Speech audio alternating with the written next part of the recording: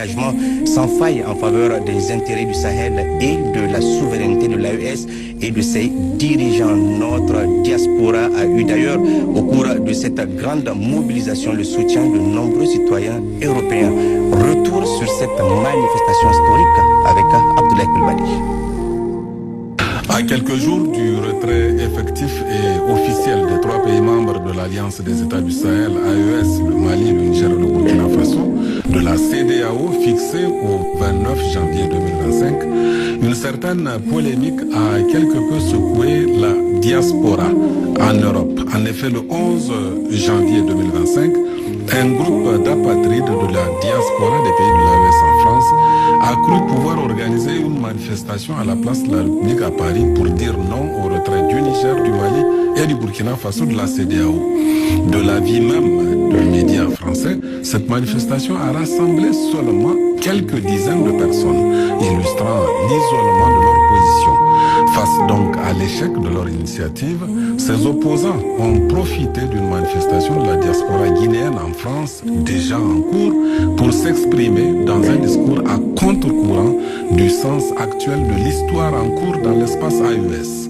À travers un communiqué de presse et en réponse à cette action perçue comme une tentative désespérée de détourner l'attention et de remettre en question un mouvement historique largement soutenu par les populations du Sahel, la vraie diaspora de l'AES, d'Europe et divers mouvements panafricanistes, dont des vidéastes, des TikTokers, l'AES Confédération Diaspora Organisation et le M5 RFP Diaspora France-Europe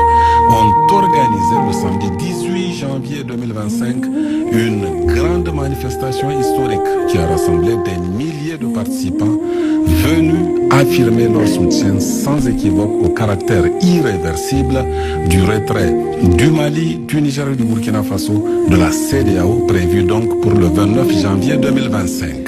Les manifestants partis de la place de la Nation pour rejoindre la place de la République ont bravé le froid, le vent et parcouru 4 kilomètres de distance pour réitérer leur engagement en faveur de l'AES. Cette manifestation a aussi marqué la célébration du 3e anniversaire de la souveraineté retrouvée du Mali, commémoré le 14 janvier 2025, et rendu hommage aux forces armées maliennes FAMA ainsi qu'aux forces de défense et de sécurité des pays membres de l'AES à l'occasion de la fête de l'armée malienne célébrée le 20 janvier 2025. Pour rappel historique, le 20 janvier 1961, en réponse aux revendications des politiques, de la société civile et des syndicats, le premier président de la République du Mali, Modibo Keïta, a exigé le départ de l'armée française du territoire malien. Cette décision historique prise dans le but de créer une véritable armée nationale